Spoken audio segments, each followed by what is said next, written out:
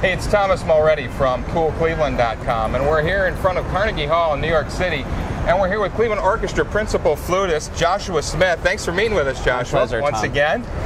Very exciting. You're back at Carnegie Hall. Right. This is probably nothing new to you, right? You've done this how many times now? Almost every year, and I've been in the orchestra for 17 years. Yeah, so, since 1990, principal flute. So it's sort of old hat. I'm going to New York again, playing Carnegie Hall. It's always exciting, though. Yeah.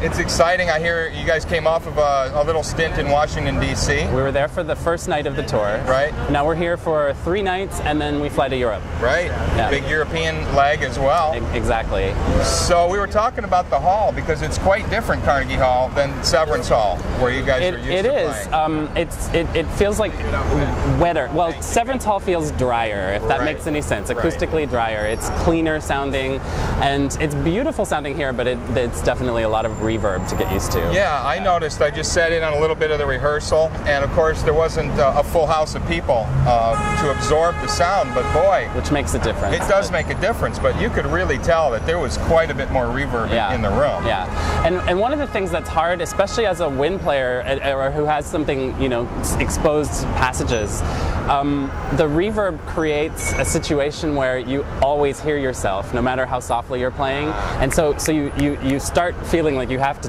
try really, really much harder to play softer, and that's always takes a day or so to get used to. Well, and that's one of the hallmarks of the Cleveland Orchestra, is the ability to play accurately and quietly, and not overplay. Exactly. But here you're saying it actually pushes back on you even a little more. Exactly. Yeah. Exactly. You can do soft easily at Severance, and here you can. I mean, it sounds beautiful, but it just takes a while to figure out how to do it in the space. What's it like touring with your flute? Do you take that with you in the plane? I do. I'm lucky that I can. It's just carry-on luggage for you? Right. Exactly. I wear it on my back usually. Right. Or I can usually squeeze it into a suitcase, so a roller. What kind of a routine do you get into? Is there a certain rhythm that you have with exercise and food and rehearsal? Obviously, some rehearsals are scheduled like this one, but you must do some on your own as well. Yeah, I try to walk in the mornings. I mean, one of the nice things about being in big cities, and one of the things that I don't do as much of in Cleveland is walk everywhere. And we usually stay close enough to halls that I can walk around them easily. And so I try to walk in the mornings. I usually do a good amount of work just to warm up for, feel sort of limber for concerts.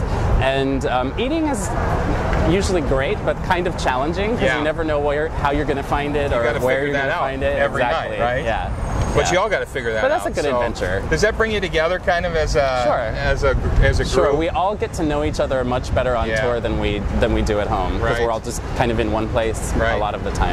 Do you feel like you're really representing Cleveland when you're out here? I do. I mean, even more so than when you're in Cleveland, obviously. I do. The orchestra is such a great, ambassador as a group, and I do. I feel happy about that. Yeah. Well, again, not only are you getting the nice reviews in the paper, which is bringing glory, and anybody who can get on the internet is seeing that.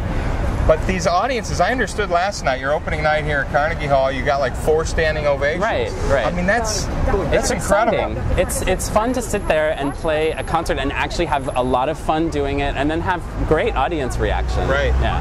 I mean, you're not even getting that kind of reaction in Cleveland, right? I mean, are they kind of used to you, do you think, in Cleveland a little bit? I think there's a bit of that, but we've had really good responses to these concerts in Cleveland too. I think it's going to be a good tour, and it feels exciting. Of course, everyone tore off stage last night to figure out what the score with Boston. Oh, absolutely. I made a call right then, and they were all in the lobby bar, like, what's going on with the Indians? So that's exciting too, actually. Well, it's true. We've got the Indians in the playoffs. We got the Cleveland Orchestra on tour, both D.C., New York, and in Europe. Right. And I'll tell you, the name Cleveland is getting out there in a really, really good way. It is. And we have you guys to thank for that. I think that's awesome. Well, it's a pleasure. Yeah. I'm happy to be able to do it. What do you have to do to prepare for your different halls? I mean, because you're playing all different kinds of halls. At Severance Hall in Cleveland, you kind of get into a rhythm. What do you do here? Do you have to come in and start to feel it out and listen and use your ears a little more? Yeah, it's hard to explain. It's really just instinct, and I can't say that I always do it completely accurately, but it's just a matter of experience and trying to figure out exactly how each one is different from the last, and realizing that you can't always just do what you're comfortable doing, because it may not work in this space. Right. You guys talk about it amongst yourselves, the musicians? Yeah, a little bit. Is that something you, as the principal flutist, do you do that with your flutes? Do you guys have, do you do any rehearsing as a section or anything, or do you talk? We have almost always acoustic rehearsals as a full orchestra in this space, for a half hour or so before a concert. That's usually helpful. Sometimes it's not quite enough time. For me, a lot of that work can be done just sitting on stage, by myself and sort of tooting and sort of figuring out what's going on. So when you guys are all doing that little tuning up before that's you're using your ears and exactly. You're actually hearing what's coming back to us. And I might turn to the person on my left or right and say, I think we're going to have to try this a lot shorter in here because it's live, or got it. Sometimes it's I hope Franz doesn't do this as fast as we did it last night because in here it'll be a mess. It's things like that. Things like that. Yeah. But you could never say anything to Franz and say, well, you got to slow this down a little. He usually gets that. For example, today, we're doing Beethoven tempos significantly slower than we did in Severance, and exactly because the hall is live. No kidding. Yeah. So he's already made that adjustment in terms of what you're doing. And again, that's just a sort of instinctive thing that you get when you're in the hall. Right. So, what are you guys doing for fun? I mean, you getting any time at all? You're obviously playing every single night, Monday, Tuesday, Wednesday, Thursday, and then you're out of here. The New York days are big days because we have full rehearsals in the mornings and then concerts at night. In the afternoon, I'm meeting a really good friend this afternoon. We're probably going to go to the Museum of Modern Art. You went to school around here, correct? I went to school in Philadelphia at Curtis. Okay, so you spent time in New York in your formative years. I friends here? I have. It's a good place to be. It's always fun to come back.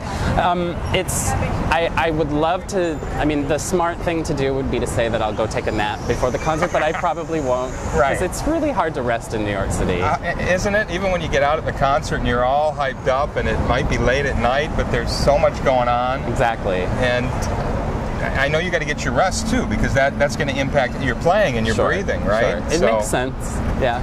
We're on camera now, so I'm not going to get you to admit that you go out after a concert, but oh no, of course we do. Of course we do. That's good. No, we get. I think somehow you develop a tour mentality and manage to sort of figure out how to survive on relatively little sleep. And I think everyone handles it differently, and I sort of figure out how to make sure that I get enough rest. But I usually get a lot out of traveling too. So you get that energy back, don't you? I mean, you feel like you're losing sleep, but at the same time the adrenaline's flowing. Sure. Do you have to watch that when you play, that there's a little too much adrenaline sometimes? I mean, do you have to really calm yourself down and get back into the whole groove of the music? I like to, again, not only for the acoustic adjustment, but I like to get to the hall and sit down on the stage and just sort of ground myself and really think carefully about what I'm about to do, and that's helpful. Yeah. And I find myself getting on stage a little earlier, maybe on tour, than I would in Cleveland, maybe precisely because I'm used to it. Yeah. Just because there's nothing else going on in town, so we'll come early, hang out, but just to get used to the space. One of the things that's good about tour is that it's amazingly, it's like a luxury to be able to do basically only what I do, Absolutely. To just focus on it 100%. Exactly. To get there, and gear your whole schedule around it. I love traveling, and I love music. I mean, we don't really have to think about anything else except keeping ourselves healthy and making sure we're in the right place at the right time. And there aren't any phone calls and pets and children and no distractions, students, and it's just all about exactly the doing the art, and that's a luxury, and so that's one of the greatest things about tour. Well, you guys are doing a great job. We want to thank you from the city of Cleveland, because you're bringing a wonderful reputation to us, not to mention the economic development opportunities. Absolutely.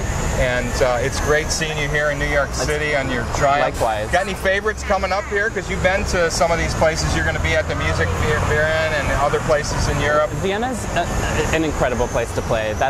And it's such a great city. So that's one of my favorites. I'm looking forward to Cardiff. I've never been to Wales before. Right. And beautiful there. That stands out as something just because it'll be interesting. That'll be nice. Yeah. It should be very quiet there, I would think. Yeah. I mean, I've been through, not to a concert, but I would think that, although who knows? Yeah, it'll be nice to see the sea. It'll be fun. Yeah. It'll be fun. Well, congratulations. Good seeing you again, Joshua. Thank you. Thank you. My pleasure. Hey, it's Thomas Mulready from CoolCleveland.com. Have a great week in Cool Cleveland.